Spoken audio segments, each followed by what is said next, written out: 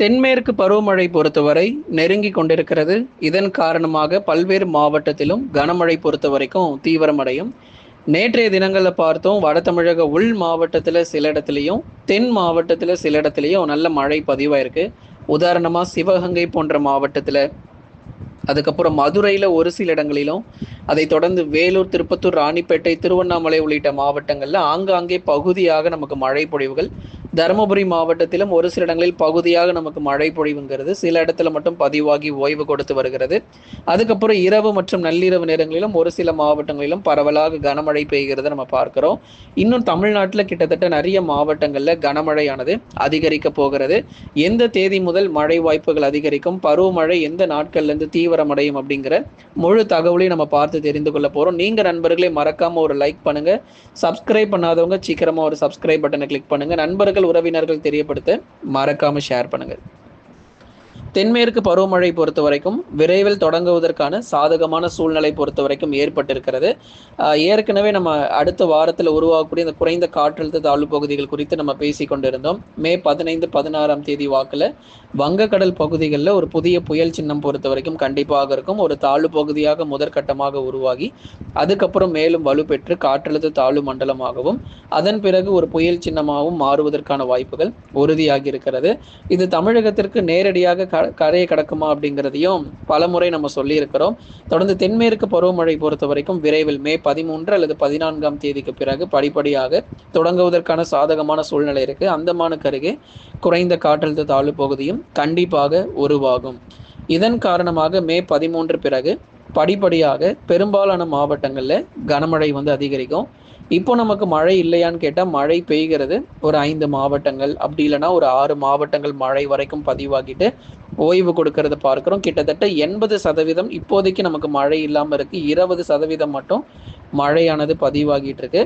இப்போ நமக்கு மே தொடக்கத்துல எப்படி ஒரு மழை வந்துச்சோ அதே போலவே இப்போ அடுத்து வரக்கூடிய நாட்களிலும் கனமழையினுடைய தீவிரம் அதிகமாக தான் இருக்க போகிறது.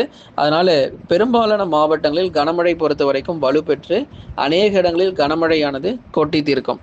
வட தமிழக உள் மாவட்டங்கள், குறிப்பா வட தமிழக உள் மாவட்டங்கள்ல இருக்கக்கூடிய வேலூர், திருப்பத்தூர், ராணிப்பேட்டை, திருவண்ணாமலை, கிருஷ்ணகிரி, தருமபுரி, சேலம், நாமக்கல், கரூர், திருப்பூர் மற்றும் ஈரோடு மாவட்டங்களில் 100% மழை வாய்ப்புகள் இருக்கு. மே 14 இருந்து மே 20 வரைக்கும் இந்த 6 நாட்களுக்கும் வட தமிழக உள் மாவட்டத்தில் விட்டு விட்டு கனமழை தொடர்ந்து நீடிக்க போகுது. அதனால இப்பொழுதே நீங்க தயாராகிக்கோங்க. கிருஷ்ணகிரி, தருமபுரி, வேலூர், திருப்பத்தூர், ராணிப்பேட்டை, திருவண்ணாமலை உள்ளிட்ட மக்கள் மே 14 மே 20 வரைக்கும் நிறைய பகுதிகளில் கனமழை பொறுத்த வரைக்கும் கொட்டி தீர்க்க போகுது.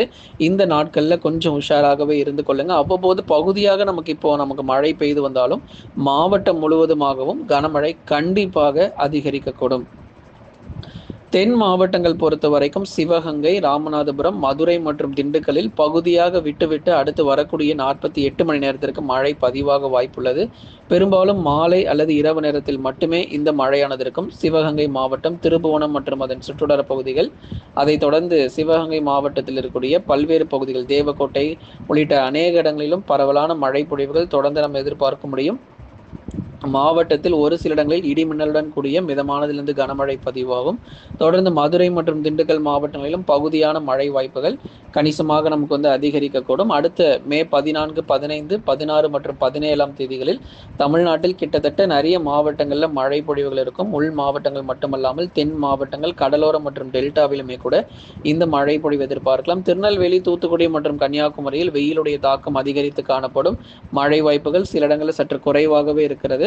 இருந்தாலும் நமக்கு இந்த பருவமழை தீவிரமாகும் போது கண்டிப்பா தூத்துக்குடி, திருநெல்வேலி மற்றும் கன்னியாகுமரியில் மழை பொழிவுகள் அதிகரிக்கும். அதுவரைக்கும் வெயிலுடைய தாக்கம் பகல் நேரங்களில் காணப்படும். தூத்துக்குடி, திருநெல்வேலி மற்றும் கன்னியாகுமரியில் அடுத்து வரக்கூடிய 2 தினங்களுக்கு பகல் நேர வெப்பநிலை சற்று அதிகரிக்க வாய்ப்பு. இங்க நீங்க கவனமா இருந்துக்கோங்க.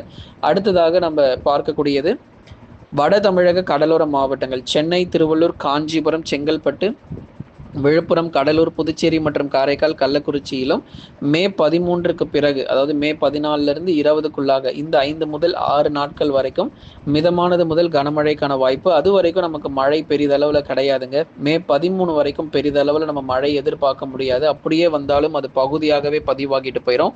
மாவட்டம் முழுவதுமாக கனமழை பொறுத்த வரைக்கும் மே 14ஆம் தேதியிலிருந்து 20ஆம் தேதிகளுக்குள்ள இந்த 5 முதல் 6 நாட்களுக்குள்ள வட தமிழக கடலோர மாவட்டங்கள் மற்றும் டெல்டா மாவட்டங்களில் இடி மின்னலுடன் கூடிய கனமழையும் இருக்கும்.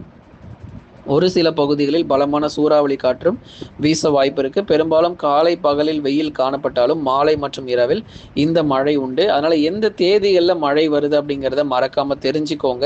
ஏன்னா அடுத்தடுத்த தாழ்வு பகுதிகள் தொடர்ச்சியா வங்கக்கடல் பகுதிகளில் இனிமே நமக்கு உருவாகிட்டே தான் இருக்கும். ஏன்னா பருவமழை விரைவில் தொடங்குறதுனால நமக்கு அடுத்தடுத்த தாழ்வு பகுதிகள் உருவாகி கொண்டே தான் இருக்கும். அதுக்கப்புறம் ஜூன் மற்றும் ஜூலை மாதங்களில் அரபிக்கடல் பகுதிகளிலும் குறைந்த காற்றழுத்த தாழ்வு பகுதிகள் உருவாக ஆரம்பிச்சிடும்.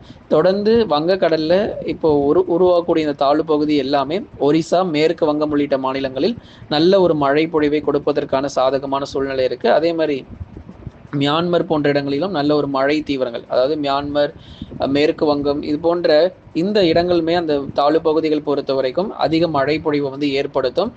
தொடர்ச்சியாக தமிழ்நாட்டை தவிர மற்ற இடங்களுக்கு தான் இந்த மழை பொழிவு இருக்கு. நேரடியாக எந்த ஒரு தாழ்வு பகுதியும் நமக்கு கரையை கடக்காது அப்படிங்கிறதையும் நம்ம சொல்லியிருக்கிறோம்.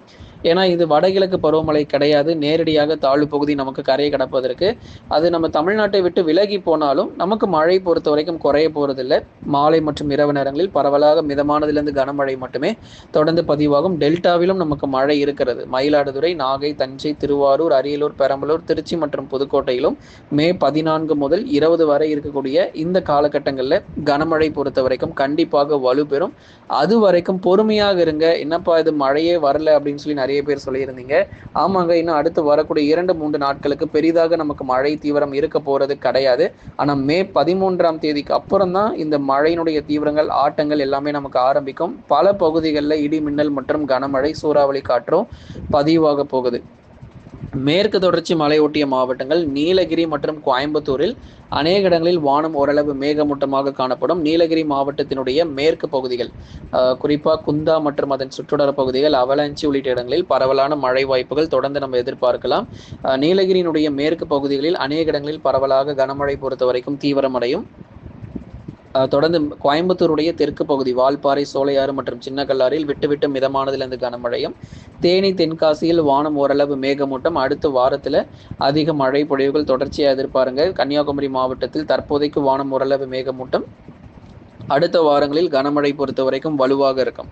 ஆகவே கன்னியாகுமரி, தூத்துக்குடி, திருநெல்வேலி, தென்காசி, தேனி, விருதுநகர், அதைத் தொடர்ந்து நீலகிரி, கோயம்புத்தூர் உள்ளிட்ட மாவட்டங்கள்லாம் பருவமழை தீவிரமாகும் போது தான் நமக்கு அதிக மழை வாய்ப்புகள். தற்போதைக்கு பகுதியாக சில இடங்களில் ஒதுக்கி மட்டுமே தான் பதிவாகும்.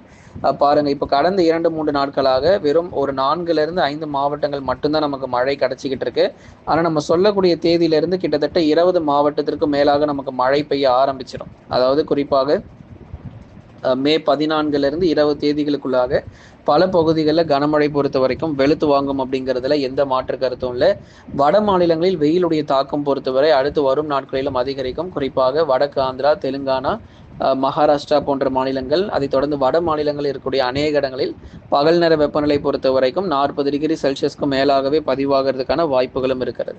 நண்பர்களே, நீங்க மறக்காம ஒரு லைக் பண்ணுங்க. ஒவ்வொரு நாளும் வானிலை அறிக்கையை கேட்டு பயன்பெற்றுக் கொள்ளுங்க. எந்தெந்த தேதிகளில் மழை வரும் என்று அறிவிக்கப்பட்டு வருது, மறக்காம சப்ஸ்கிரைப் பண்ணி தொடர்ந்து சப்போர்ட் பண்ணுங்க.